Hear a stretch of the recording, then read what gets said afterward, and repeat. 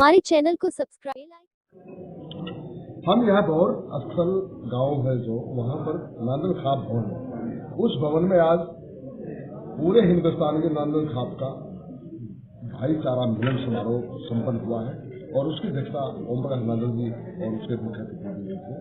और आज यहाँ पूरे देश से नांदल समाज के लोग आए और उन्होंने बहुत सारे ऐसे अचीवमेंट किए हैं जिन बारे में हम जानना चाहेंगे। नांदल साहब से सर, आज जो ये भाईचारा मिलन समारोह हुआ है इसमें किस प्रकार की तैयारी हुई आपकी बजट? हमारी खाप का गठन या पहली मीटिंग जो हुई थी 2002 में हुई थी, तो उसके बाद हमारे यूपी में गांव हैं कुछ, बाकी तो हरियाणा में है, सोनीपत में है, झज्जर में है, कैथल में है, कुरुक्षेत्र में है।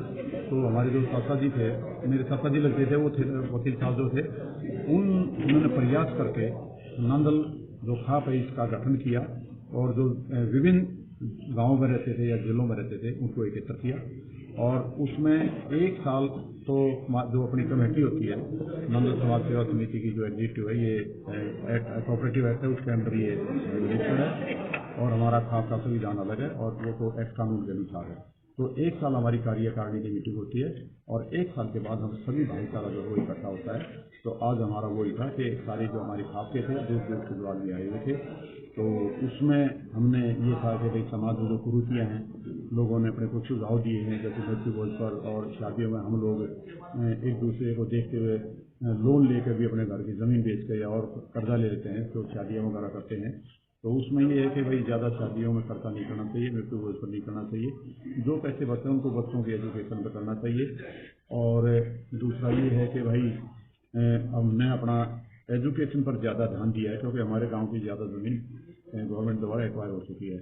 तो हमने पहले भी शुरुआत की थी, जब मैं आया तो मौका मुझे जब मिला था, मैं दिल्ली में जॉइंट सेक्रेटरी मार्केटिंग बोर्ड में था, मैं एग्रीकल्चर मार्केटिंग बोर्ड में। तो हमारे के हम भी एजुकेशन से ही बढ़े हैं तो हम भी एजुकेशन पर ध्यान दें। तो पहले जो था +2 में और 10वीं में जो हरियाणा में जो गाँव हैं अपने गोत्र के, जो फर्स्ट सेकेंड थर्ड थे, उनमें हमने 1100, 750 और 500 रुपये का इनाम दिया था। अगर उसमें से तीनों लड़के हैं तो एक लड़की को दिया था। अब हमने ये तय किया है कि भाई जो 90% चाहे कितने भी बच्चे आ जाएं उसमें हम उनको सम्मानित करेंगे जिन्होंने इंटर स्टेट यूनिवर्सिटी या स्टेट को रिप्रेजेंट किया है। कॉमनवेल्थ गेम्स में भी हमारे बच्चों ने गाँव को नहीं, एशियाड में भी हमारे गाँव के बच्चे आए हैं जिन्होंने रिप्रेजेंट किया है। वो एक अलग बात है, अवार्ड नहीं मिल पाता क्योंकि कंपटीशन बहुत होता है, लेकिन एक गाँव से निकल के वहाँ तक पहुँचना भी एक बहुत बड़ी बात होती है। तो हमारे गांव में तो जो बच्चे हैं बड़े अच्छे होनहार हमारे गांव में कबड्डी के और इसमें कुश्ती में बहुत बच्चे आगे जा रहे हैं। उसमें भी हमने जो खेल में आया है वो है जिसमें एडमिनिस्ट्रेटिव सर्विसेज में जो कोई IIT में हो गया या IIM में हो गया और कोई आर्मी में किसी को कमीशन मिल गया, कोई जुडिशरी में चला गया, कोई एडमिनिस्ट्रेटिव सर्विसेज में चला गया, तो उन बच्चों को हमने पैसे की तो बात नहीं होती, हर एक को 1100 रुपये देकर सम्मानित किया है।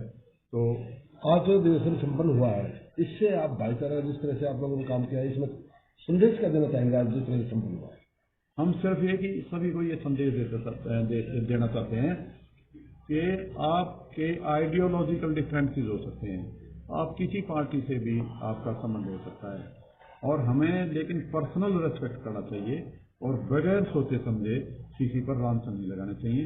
अगर कोई बात हो तो बैठकर भी वो किए जा सकते हैं।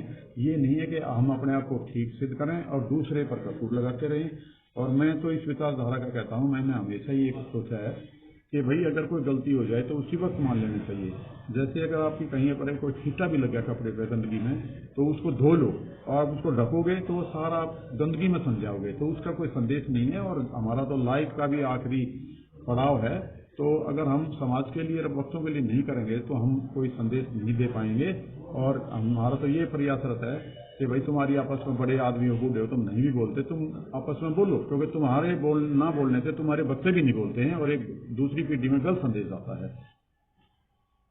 देखते रहिए उजाला तक, चीफ एडिटर डॉक्टर देराज के साथ कैमरा।